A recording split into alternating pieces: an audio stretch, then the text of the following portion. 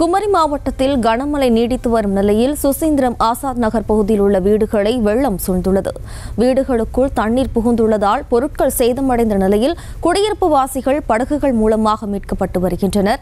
இதுகுறித்த கூடுதல் விவரங்களை தருவதற்காக நமது செய்தியாளர் கால்வின் இணைகிறார். வணக்கம் கால்வின், தற்போது கன்னியாகுமரி மாவட்டத்தின் நிலை என்ன? விவரங்களை பதிவு பண்ணலாம். வணக்கம் ஜெயஸ்ரீ.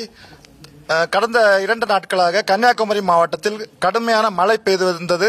இதனைத் தொடர்ந்து கன்னியாகுமரி மாவட்டத்தின் அனைத்து பகுதிகளிலும் மழை வெள்ளமானது சூழ்ந்து காணப்படுகிறது.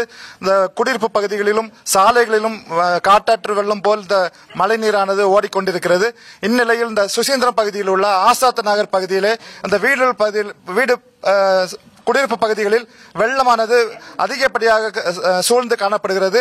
இதனால் இங்குள்ள மக்கள் வீடுகளில் இருந்து வெளியே வர முடியாமல் தவித்து வந்தனர். இந்த நிலையில் இந்த பகுதியில் உள்ள வாலிபர்களும் பொதுமக்களும் சேர்ந்து ஒரு படகு மூலமாக இங்கு வீடுகளில் சிக்கியுள்ள முதியவர்களை காப்பாற்றி வருகின்றனர். இப்போது இந்த காப்பாற்றும் முயற்சியில் ஈடுபட்டுள்ள வாலிபரிடம் நாம் இது பற்றி கேட்போம்.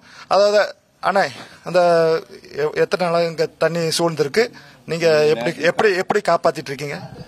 நேற்றுக்கு காலையிலிருந்து மழை பெஞ்ச இதுல அநேக மக்கள் இதுல பாதிக்கப்பட்டு இருக்காங்க. நேற்றுக்கு சாயங்காலத்துல இருந்து தண்ணி ரொம்ப பெருகி வீட்டுக்குள்ளெல்லாம் போயிட்டு இதனால ரொம்ப மக்கள் வெளியே வர முடியல. கரண்ட் கிடையாது, ஒண்ணுமே இல்லாம மக்கள் பாதிக்கப்பட்டாங்க. காலையில் எங்களுக்கு தெரிஞ்ச ஒரு ஆள்கிட்ட போய் படகு கேட்டு அவங்களுக்கு தேவைப்பட்ட பொருட்களை நாங்க படகு மூலமா வாங்கி கொடுத்தோம். அப்புறம் வெளியில வரக்கூடிய மக்களுக்கு வெளியே கொண்டு போய் விடதும், அங்க இருக்க முடியாத மக்களுக்கு மலையில உள்ள தண்ணி வந்த மக்களை வெளியில கொண்டு விட்டுட்டு நாங்க அப்படி பண்ணிட்டு இருக்கோம், பொது சேவை மாதிரி.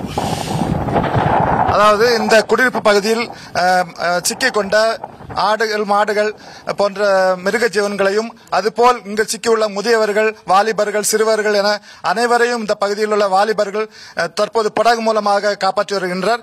இந்த பகுதியில் தண்ணீர் சூழ்ந்து காணப்படுவதால் இங்கு விஷப்பூச்சிகள் அதிகமாக காணப்படுகின்றன. இந்த பகுதியில் இந்த தண்ணீரை வடிவதற்காக அரசு உடனடியாக நடவடிக்கை எடுக்க வேண்டும் என இப்பகுதி மக்கள் கோரிக்கை விடுத்துள்ளனர். செய்திகளை உடனுக்குடனும் துல்லியமாகவும் தெரிந்து கொள்ள சப்ஸ்கிரைப் பண்ணுங்க.